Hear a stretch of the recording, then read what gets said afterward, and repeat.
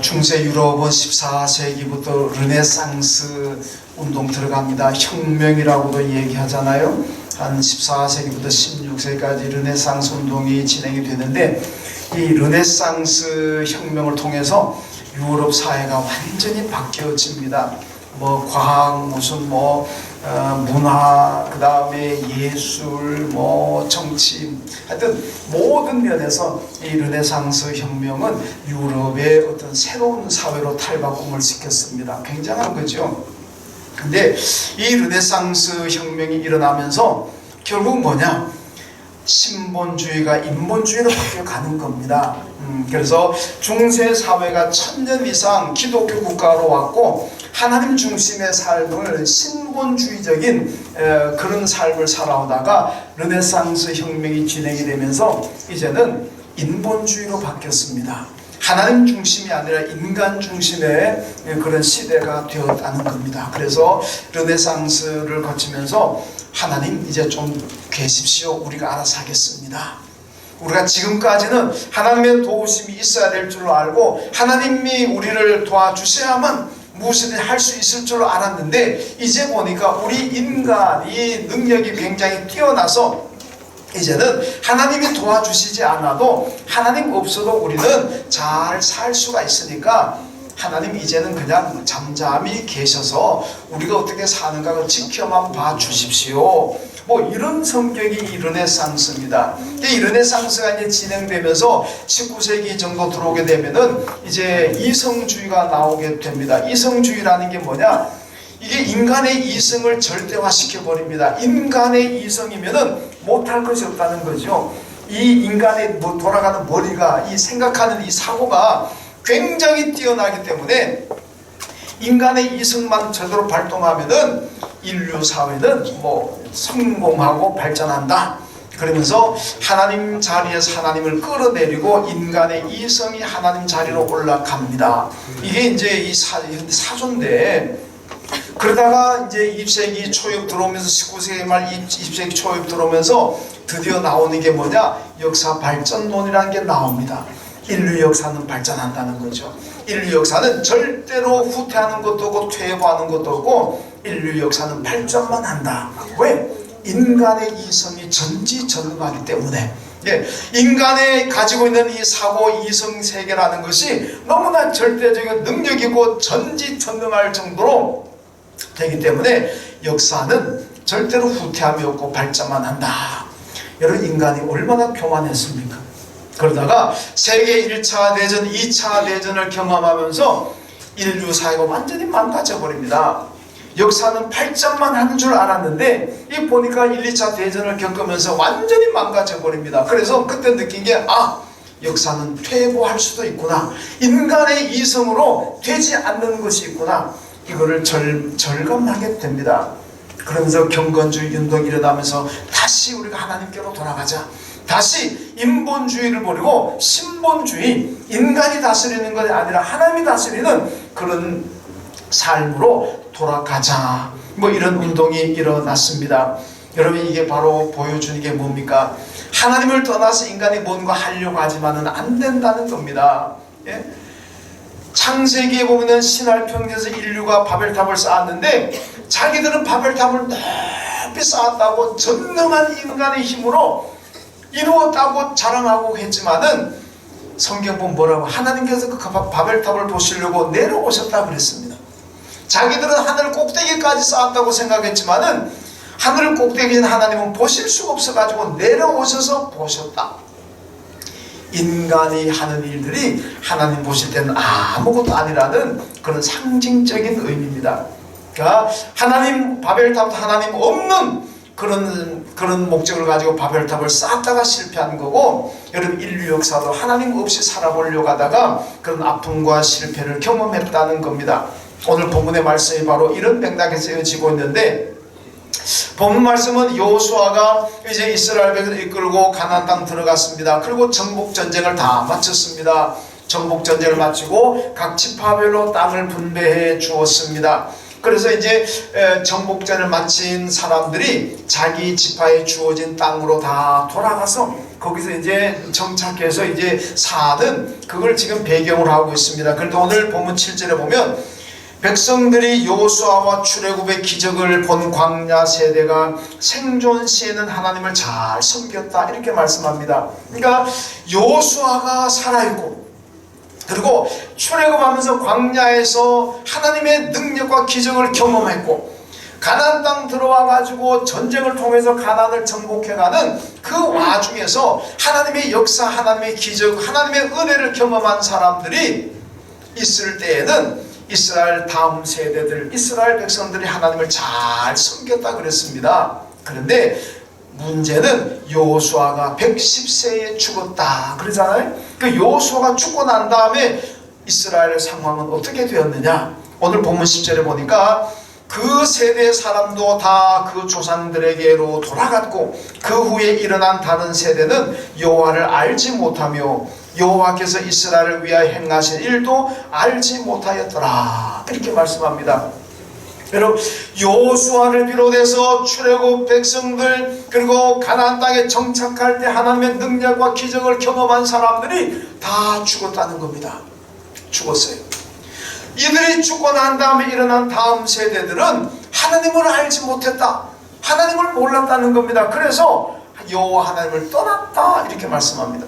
이게 뭡니까? 다음 세대 교육에 실패했다는 겁니다.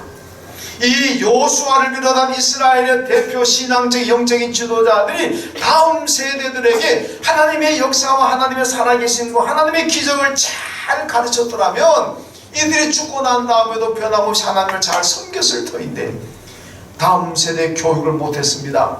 그러니까 그들이 죽고 나니까 다음 세대는 하나님을 모르는 거예요. 그분이 누군지 모릅니다. 이래서 하나님을 떠나게 되었고, 이래서 사사시대를 표현하는 한마디가 있습니다. 우리 사사기를 보면요, 사사시대를 이렇게 얘기합니다. 자기 소견에 옳은 대로 행하였더라. 이렇게 이스라엘 백성들이 자기 소견에 옳은 대로 행하였더라. 여러분 우리 신앙인들은 내 소견에 옳은 대로 살아가고 내 생각에 옳은 대로 살아가는 사람들이 아닙니다. 어떻게 해요? 하나님의 뜻대로 살아가고 하나님의 생각대로 살아가야 될 줄로 믿습니다. 이게 신앙인인 거예요. 내 소견에 옳은 대로 틀렸습니다. 우리는 하나님의 뜻대로 살아가야 되는데 이 여호수아와 백성들 대표들 죽고 나니까 다 자기 생각에 옳은 대로 자기 소견에 옳은 대로 살아가니까 이 나라가 제대로 되겠습니까? 그러니까 여러분 사사기를 보게 되면요 얼마나 고통을 당하는지 모릅니다.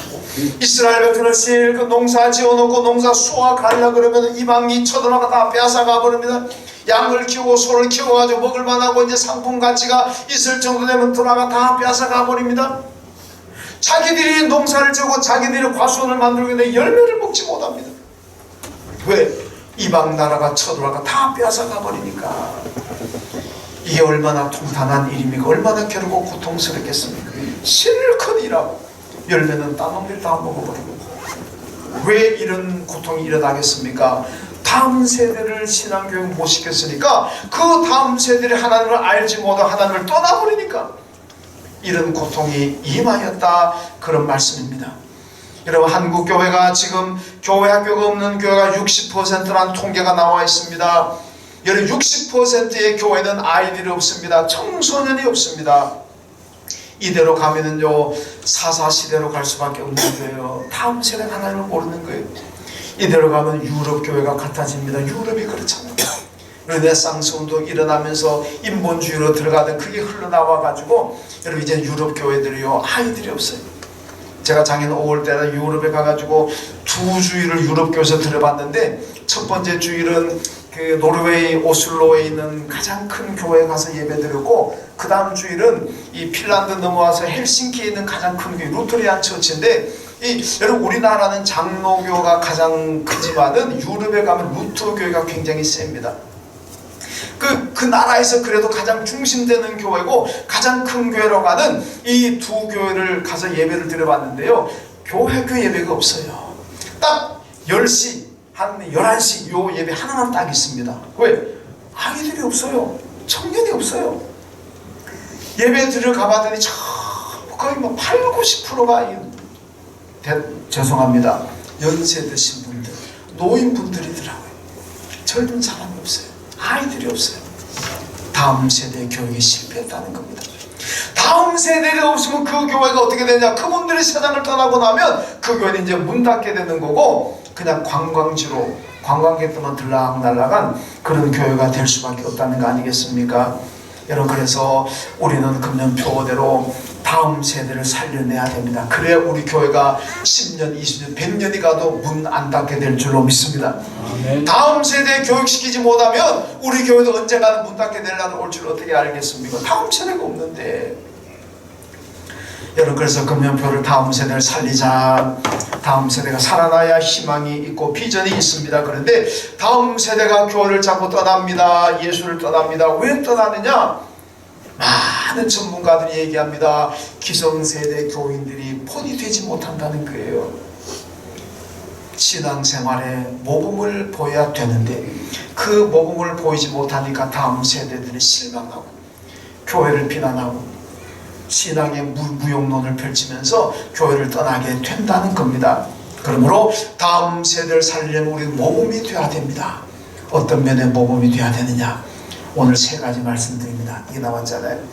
다음 세대 살리자 실천 사업을 들어가서 세 가지 면에서 모범이 되어야 됩니다. 먼저는 예배의 모범이 되어야 됩니다.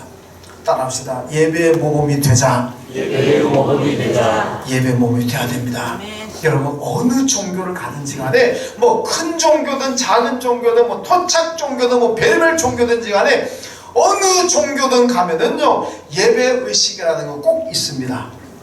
형식이 다르고 뭐 내용이 다르지만 예배라는 형태는 어느 종교든 다 가지고 있습니다. 그 종교의 말씀은 없을 수가 있습니다. 우리 기독교처럼 우리 성경 말씀을 가지고 있잖아요. 이런 말씀이 없는 종교는 굉장히 많습니다. 뭐 말씀 가지고 있는 종교가 몇 개 안 됩니다. 대부분의 종교는 말씀이 없어요. 그래도 다 가지고 있는 건 뭐냐? 예배의식은 다 가지고 있습니다. 어느 종교도. 그게 무슨 의미입니까? 예배가 없으면 그 종교는 지탱할 수가 없습니다. 예배가 없으면 그 종교는 존재할 수가 없는 거예요. 그러니까 예배는 다 있는 겁니다. 그래서 예배가 그만큼 중요하다는 얘기입니다. 여러분, 프랑스에 이 세계적인 무신론자가 있는데 볼테르라는 세계적 무신론자가 있습니다. 유명한 사람, 이 사람이요. 이 사람은 자기가 살아가는 동안 하여튼 기독교를 박멸하기, 이게 자기의 사명입니다. 내가 살아서 이 기독교를 박멸해야 되겠다. 그래야 인류에게 희망이 있다. 이겁니다. 어느 날 기자가 물었어요. 기독교를 박멸하는데 가장 효과적인 방법이 뭡니까? 가장 좋은 방법이 뭡니까? 그랬더니 볼테르가 가장 좋은 방법은 예배를 못 드리게 하는 겁니다.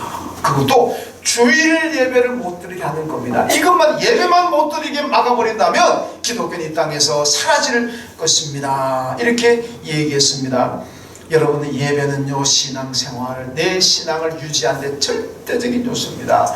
예배 드리지 않고 신앙생활 유지한다, 거짓말입니다. 예배 드리지 않고 내가 참된 신앙이다, 거짓말. 예배가 없는 신앙은요 실패할 수밖에 없습니다. 예배 드리지 않으면 내 신앙이 성장할 수가 없고 내 신앙이 병들게 됩니다. 그래서 사탄이 우리에게 유혹하는 거는 자꾸 예배를 못 드리게 하는 게, 주일날 좀 예배 드리러 가려고 그러면 해가지고 너 오늘 친척집에 가야 되지 않느냐, 피곤한데 뭐 가려고 1년 52주가 있는데 한 주 빠진다고 뭐가 뭐 이렇게, 너 교회 안 나가도 교회 잘 돌아간다, 너 오늘 친구들 안 만나면 너 인생 앞으로 성공하는 지장이 있을 거야. 이 사탄이 유혹하니까 거기에 넘어가가지고 예배 못 드리는 경우도 여러분 얼마나 많습니까? 이건 사탄의 유혹입니다. 거기 넘어가서 예배에 실패하게 되면 신앙생활 전체가 실패할 수밖에 없습니다. 그러므로 우리 성도들은요 주일 예배 드리는데 목숨을 걸어야 되고 생명을 걸고 주일 예배를 드려야 될 줄로 믿습니다. 왜? 그것이 내 신앙을 유지하고 내 신앙을 건강하게 만들고 그런 신앙이 하나님께 축복을 받게 될 줄로 믿습니다. 여러분, 새해는요 오늘 많이 오셨네요. 아마 결심을 좀 하신 것 같은데 이 결심 변치 마시고 1년 동안 무슨 일이 있어도 내가 주일 예배 하나님 앞에 드린다, 그 결단 가지고 주일 예배 잘 들으십시오.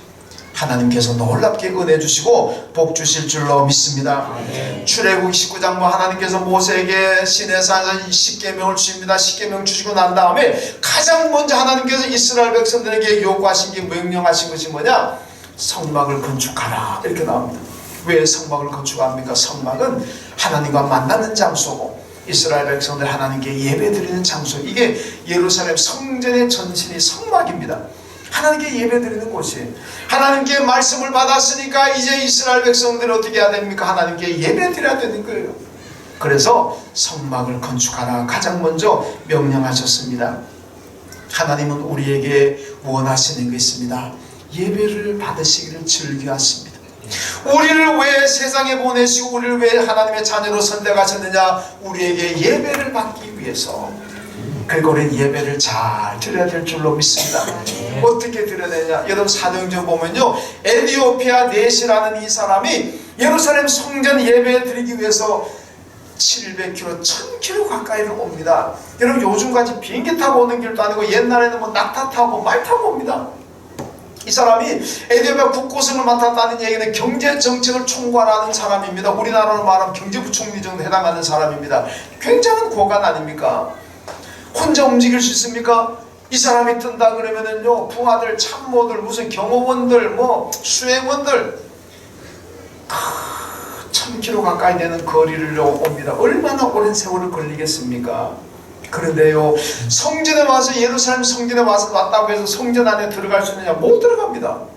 이방인은 성전 안에 못 들어가요. 그럼 어디 있느냐? 성전에 오면 이방인의 뜰이라고 있습니다. 이방인의 뜰에 서가지고 그냥 구경하는 거예요. 유대인들이 예배 드리는 거. 아, 예배는 저렇게 드리는구나. 아, 이거 예배는 저렇게, 이거 구경하고 가는 거예요. 본인이 직접 참여를 못합니다. 왜? 이방인이니까. 그럼에도 불구하고 그 먼 길을 옵니다. 이게 뭡니까? 이 에디오피아 내시는요, 예배에 대한 사모함이 있는 거예요. 예배를 너무너무 드리고 싶은 거예요. 그러니까 그 힘든 먼 거리를 이방인들에서 구경하다 가면서도 그래도 오는 겁니다. 그런 뜨거운 열정을 가진 나라가 에디오피아입니다. 이 한 사람은 뜨거운 열정 가지겠습니까? 그 나라 복받은 게 뭡니까? 아프리카에서 유일하게 기독교 국가입니다. 아프리카가 다 회교권이고 다 독자 종교고 이상한 종교 가지고 있는데 에디오피아만큼은 여러분 기독교 국가입니다. 옛날에 에디오피아 황제가 우리나라 왔을 때 영락교회 가서 예배드리고 갔어요. 기독교가 됐다는 게 얼마나 축복입니까? 그 윗대 선조들이 구약 성경 올라가면 스바 여왕이 솔로몬 찾아오잖아요. 학자들이 그 스바 여왕이 에디오피아 조상이라고 그러잖아요. 그만큼 여러분 예배의 생활을 잘 하니까 하나님께서 그 나라에 아프리카에서 포기 드물게 복을 주셨다는 말씀입니다. 여러분 예배를 잘 드려야 됩니다. 그래야 복 받아요. 미국의 두 청년이 도박장으로 가다가 보니까 도박장 옆에 교회가 있습니다. 예배 시간이 되었습니다. 한 청년이 말합니다. 야, 오늘 우리 예배 한번 드리자. 그러니까 한 청년은 야, 무슨 그딴 소리 하느냐, 우리 도박하러 왔는데 뭔 예배냐, 안 돼, 도박하러 가. 결국 갈라졌습니다. 한 청년은 교회에 들어가서 예배를 드리고 한 청년은 도박장으로 갔습니다. 30년의 세월이 흐르고 난 다음에 그때 도박장으로 가다가 교회에 들러가지고 예배 드린 사람은 미국의 대통령으로 취임했습니다. 그 사람이 바로 클리블랜드라는 대통령입니다. 그때 예배당 안 가고 도박장으로 갔던 그 친구는 자기 친구가 대통령 취임하면서 선사하는 그 순간에 감옥소 교도소에서 자기 친구가 대통령 되는 것을 보았다는 거 아니겠습니까? 너무나도 유명한 얘기입니다. 여러분 예배는 우리의 인생을 바꿉니다. 예배는 우리의 삶을 바꾼다는 얘기예요. 다음 세대들이 예배를 잘 드려 하나님 축복을 받습니다. 여러분 나도 예배를 잘 드려야 되지만 우리 다음 세대들이 예배를 잘 드려 하나님 축복을 받습니다. 왜 그렇습니까? 요한복음 1장에 보니까 하나님은 복 주실 사람을 찾으십니다. 하나님께서 복 주시고 하나님이 성공하게 해준 사람들을 찾습니다. 어떤 사람? 예배하는 자를 찾으신다. 그렇게 말씀하잖아요. 하나님은 예배하는 자를 찾으신다. 왜? 찾아가 꿀밤 주려고? 아닙니다. 복 주려고 하나님 찾으십니다. 하나님이 옷 잘 입은 사람 찾지 않습니다. 권력 가진 사람 찾지 않습니다. 공부만 한 사람 찾지 않습니다. 인기 있는 사람 찾지 않습니다. 하나님께서 찾으시는 사람은 하나님 당신께 예배하는 사람들인 줄로 믿습니다. 왜? 찾으셔가지고 복 주시고 성공하게 하시려고. 그러니까 우리가 새해에도 여러분 하나님께 복 받으려면요 예배 잘 드려야 될 줄로 믿습니다. 우리 자녀들, 우리 다음 세대들을 정말 이 땅에 성공하게 하고 이들을 축복받는 자녀들로 만들려면 예배 잘 드리게 해야 될 줄로 믿습니다. 우리가 먼저 예배의 본을 보입시다. 그래서 우리 자녀들이, 우리 교회 다음 세대들이 예배 잘 드려서 하나님이 찾으시는 사람이 되고 하나님의 축복받는 사람 될 수 있기를 주님의 이름으로 축원합니다. 두 번째로 기도의 모범이 되어야 합니다. 여러분 성경을 보면요 기도해가지고 능력을 받았고 기도해가 해결된 것들이 얼마나 많은지 모릅니다. 하루 종일 해도 다 못합니다. 대표적으로 보면요 사무엘상 7장에 보니까 블레셋이 이스라엘 침략했을 때에 사무엘 선지자가 백성을 전부 다 미스바에 모았습니다. 무력으로는 당할 재간이 없습니다. 모아가지고 미스바에서 하나님 앞에 간절히 기도했더니 하나님께서 천둥 번학과 우박을 내리 때려가지고 블레셋을 물리쳐 주셨습니다. 마가다락방에서 예수님 승천하고 난 다음 마가다락방에 예수님의 제자들과 성도들 120 모여가 열흘 동안 하나님 앞에 간절히 기도했습니다.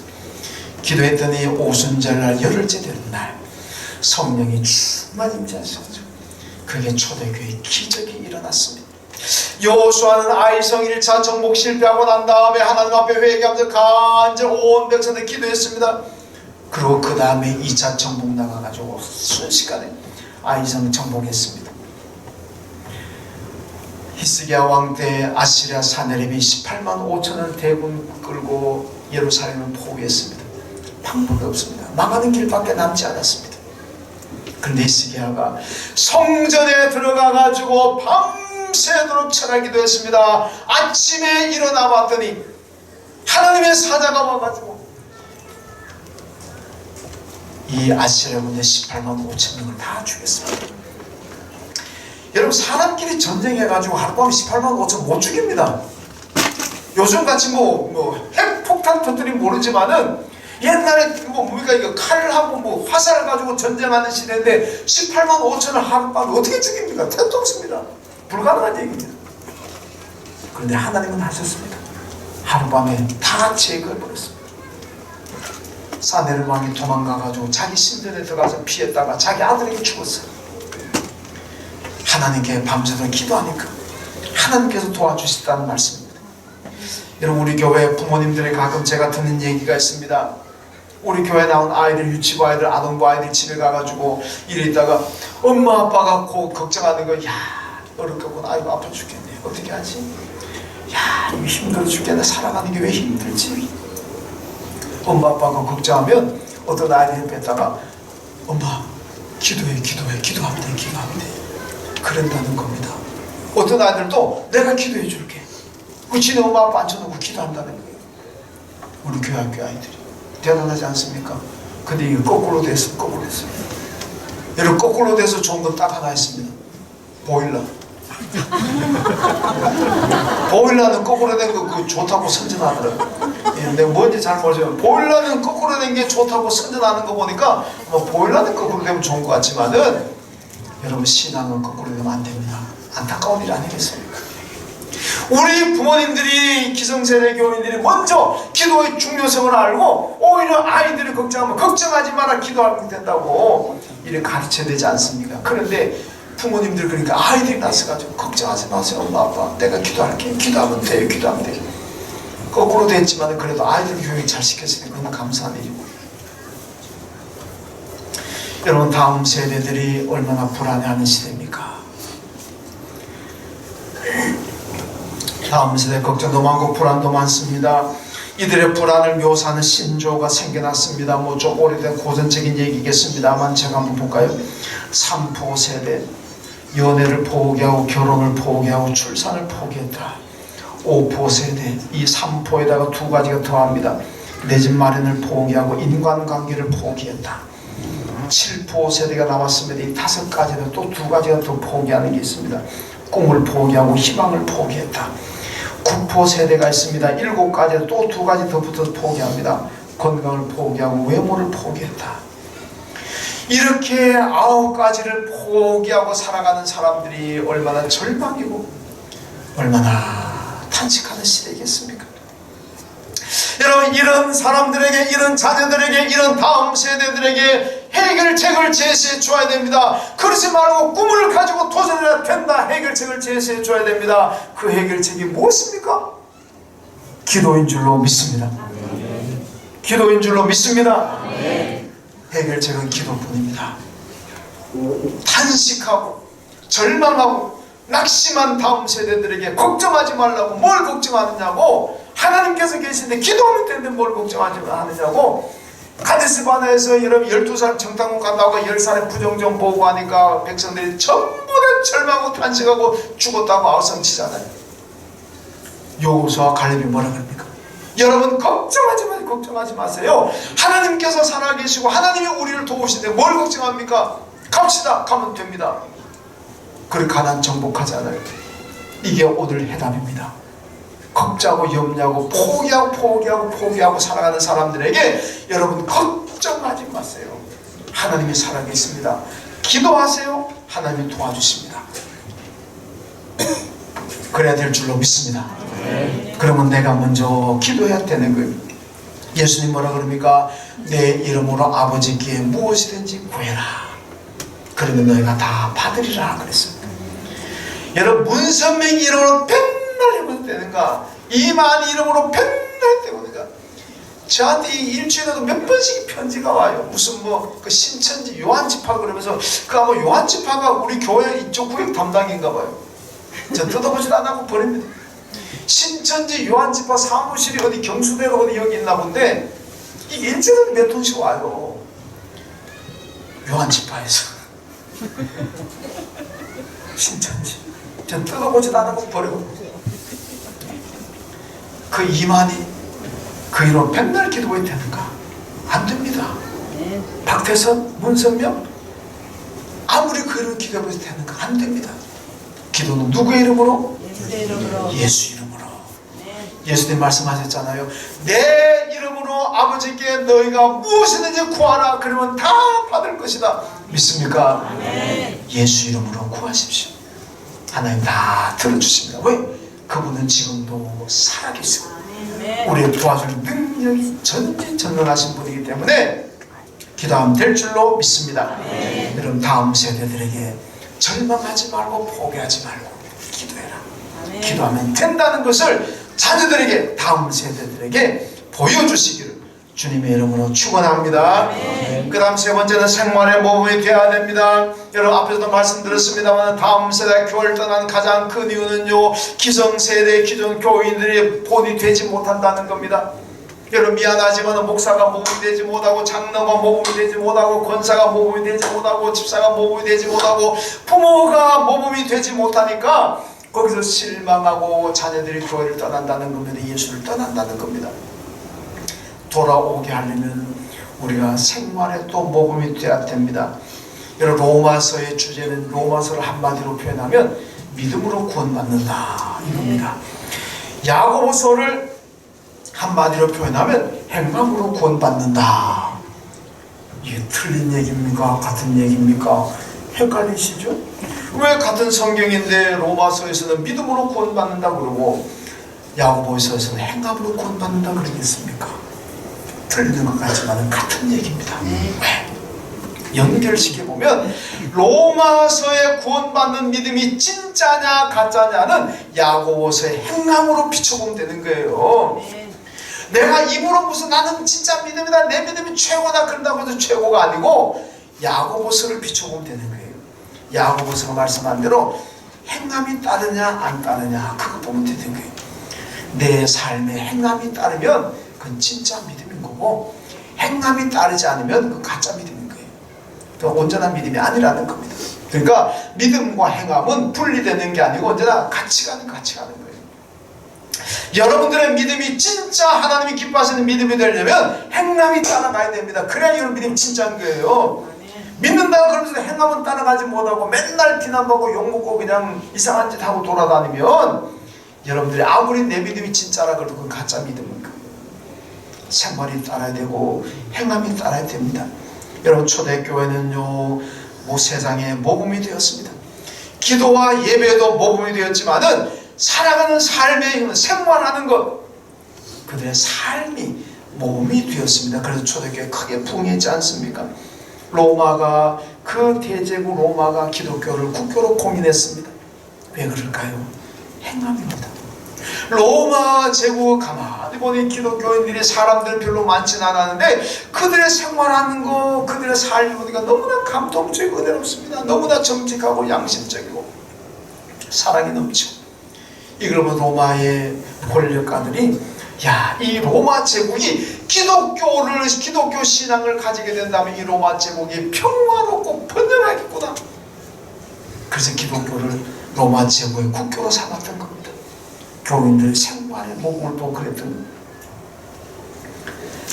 여러분 성경을 관통하는 사상이 있습니다. 제가 뭐 가끔 말씀드립니다만은 우리 보통 뭐 이 성경 관통하는 거는 예수다 그럽니다.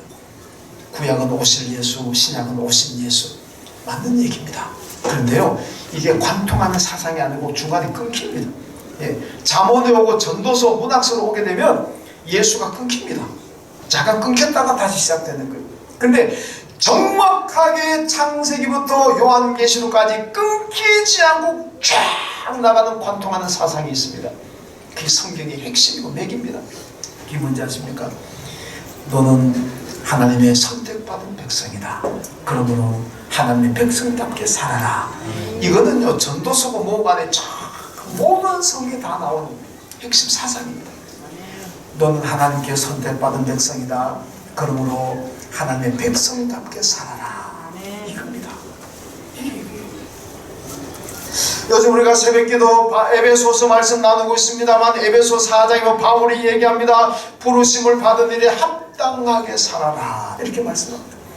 부르심을 받은 일에 합당하게 살아라. 이게 하나님 백성답게 살아라는 말씀하고 똑같은 얘기 아닙니까? 그럼 바울이 말하는 부르심을 받은 사람으로 합당하게 살아가는 삶의 모습이 뭐냐? 거기 계속 나옵니다. 모든 일에 겸손과 온유와 오래 참음과 사랑과 용서하라. 그리고 성령이 하나 되게 하신 것을 힘써 지켜라. 여러분 우리가 하나님의 부르심을 받은 사람으로 합당하게 살아가는 게 뭡니까? 하나님의 백성다운 합당한 삶이 뭡니까? 온유, 겸손, 사랑과 용서 그리고 성령이 하나 되게 하신 것을 지켜나가는 게 교회가 하나 되어야 되고 기관이 하나 되어야 됩니다. 교회가 하나 돼.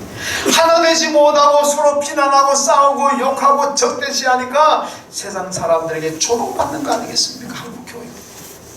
어느 교회는 같은 교회 안에서도 서로 싸우고 다투고 야단 분열합니다. 그러니까 서로 욕하고 비난하고 얼마나 조롱거리가 되고 얼마나 비아냥거리가 됩니까? 가슴 아픈 일이잖아요. 하나 돼야 됩니다. 여러분 우리 금년에는 성령이 하나 되게 하신 뜻을 받들어서 우리 교회가 하나 되어야 될 줄로 믿습니다. 여러분 그것도 우리 기관마다 하나 되어야 될 줄로 믿습니다. 하나 되려면 사랑하고 용서하고 겸손하고 온유하고 성령의 뜻을 따를 때 하나 될 수가 있습니다. 여러분 오늘도 제가 각 기관장 회장 소집해놨습니다만은 여러분 금년 새해는 교회 20주년이니까 우리가 더 아름다운 교회로 발전해야 되고 부흥해야 되지 않겠습니까? 그러려면 하나 되어야 돼요. 하나 되려면 어떻게 해야 되느냐? 모이자 그러면 모이고 흩어지자 그러면 흩어지고 오늘처럼 전도의 날 전도가 되고 같이 전도하고 기도하자 그러면 기도하고 이래야 되는 거예요. 어제 우리 교인들이 지금 우리 교회 시스템 냉난방 어제 공사 다 마쳤습니다. 1층, 3층 식당, 1층 사무실 전부 다 시스템으로 냉난방에 다 교체했습니다. 교회 좀 따뜻해졌을 겁니다. 근데 일을 하거나 다 정리하고 닦아야 될 먼지가 얼마나 쌓였습니까? 우리 와서 좀 봉사해 주십시오. 그런데 보니까 제일 하나 된 기관이 이남성, 어제 이남성교회에서 7명이 나와가지고 제가 더 이상은 얘기 안 하겠습니다. 지금부터는 그러지 마십시오. 이남성교회는 어제 참 수고 많았는데 제가 너무 감사하죠. 감사한데 다른 기관들은 좀 한번 생각해 보시고 이제부터 그러면 안 됩니다. 하나 된 게 뭡니까? 하자 그러면 같이 하는 거예요. 모이자로 같이 모이는 거예요. 전도 가자고 같이 전도하는 겁니다. 이래야 하나 되는 거지. 누구 하자는데 난 못해요. 알았어요. 난 바빠 안 돼. 물론 뭐 바쁘면 뭐 피치마다 이제 빠집니다만은 그거 아니면서도 그렇게 나는 못해요. 너는 이렇게 알아서 해라. 잃어버리면 하나 절대로 안 됩니다. 서로 섭섭한 마음에 어떻게 저럴 수가 있냐, 어떻게 장로라고 어떻게 권사라고 어떻게 집사라고 저럴 수가 있냐, 이렇게 되면 서운한 마음이 생기고 미운 감정이 들어요. 그러면은요 교제가 안 됩니다. 그럼 어떻게 되겠어요? 낭패지. 지금까지는 여러분들이 어떻게 오셨더라도 이제 그거 다 잊어버렸어요. 이제부터는 모이자 그러면 모이고, 기도하자 그러면 기도하고, 전도하자 그러면 전도하고. 계속할까요? 아멘. 기도하자 그러면 기도하고, 아멘. 전도하자 그러면 전도하고, 아멘. 모이자 그러면 모이고, 아멘. 청소하면 청소하고. 아멘. 할렐루야. 네, 그러면 교회가 하나 되었어. 정말 능력 있는 교회, 하나님의 역사를 이루어가는 그런 좋은 교회가 될 줄로 믿습니다. 여러분 새해는 꼭 예배의 모범이 되시고, 기도의 모범이 되시고, 생활의 모범이 되셔가지고 여러분들이 복을 받으시고 다음 세대가 살아나는 그런 기적의 역사가 우리 교회에 임할 줄로 믿습니다. 하나님 감사합니다. 2020년 저희 예안교회 20주년 되는 해입니다. 뜻깊은 해주신 것 감사하고, 이 뜻깊은 해에 다음 세대를 살리는 표를 가지고 나가게 하심도 감사합니다. 우리 모두가 열심히 관심 가지고 기도함으로 말미암아, 하나됨으로 말미암아 다음 세대를 살려내고 다음 세대를 세워주는 우리 교회와 성도들 되게 하여 주옵소서. 그러기 위해서 먼저 우리 모두가 예배 모범이 되게 하시고, 기도의 모범이 되게 하시고, 생활의 모범이 되게 하여 주옵소서. 예수님의 이름으로 기도하옵나이다. 아멘.